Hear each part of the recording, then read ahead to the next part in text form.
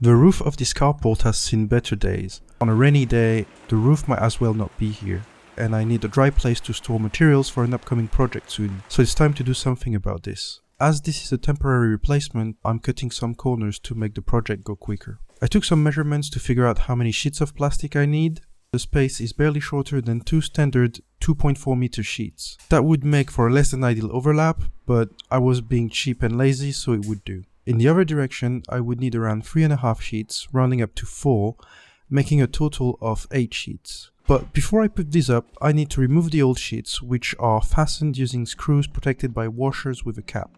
These were super hard to pop open, so I had to use a knife. Near the end, I realized there was a safer way to do this by using the edge of the knife rather than the point. After that, I thought it would just be a matter of removing all the screws and sliding the sheets off of the frame. But the sheets that were closest to the wall were kind of glued to it. As I didn't want to risk damaging the wall, I decided to cut the sheet using a multi-tool and leave the section attached to the wall and use it as a flashing. Once I removed the wall side sheet, I could put the ladder inside the carport and access the remaining screws. I had to be careful which beams I would rest the ladder on, as not all of them were load-bearing.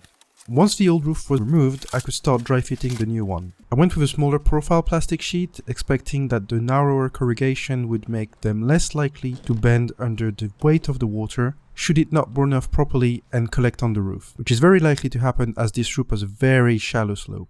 I slid the first sheets up on the frame, starting with the house side, making sure that they were up against the wall and underneath the flashing. I double checked that the sheets were indeed overlapping. They barely did, but it was good enough. Once I was satisfied with the dry fit, I could start fixing them in place. Unlike the bigger sheets, this type is fixed using nails rather than screws. You're also meant to use those eaves filler to close off the ends and support the sheets throughout the run. Those washers are designed so that you could fit the nails in either the peaks or the valleys of the corrugation, but I would recommend not to do what I did and instead fix the sheets through the peaks so that you are not blocking water runoff, and also you will be much less likely to crack the sheets with the hammer when driving the nail through. Since the nail is pretty small and pointy enough, pre-drilling is not necessary, though I realized by the end of it that it's still worth doing as it makes the process go much quicker. It's rinse and repeat for the other sheets. I would have normally needed to cut the last set of sheets to width, but I couldn't be bothered, so I overlapped them side by side so that they would fit the width of the carport.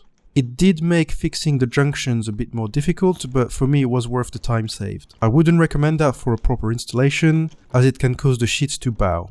And now I can call that project finished. Yeah, well, maybe not.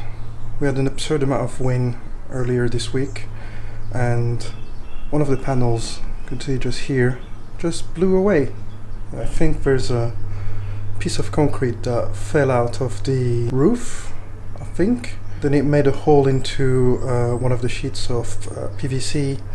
Well, the next night it was super windy and then half it just blew off. I still get puddles forming on a very heavy rain day, but it's good enough for now.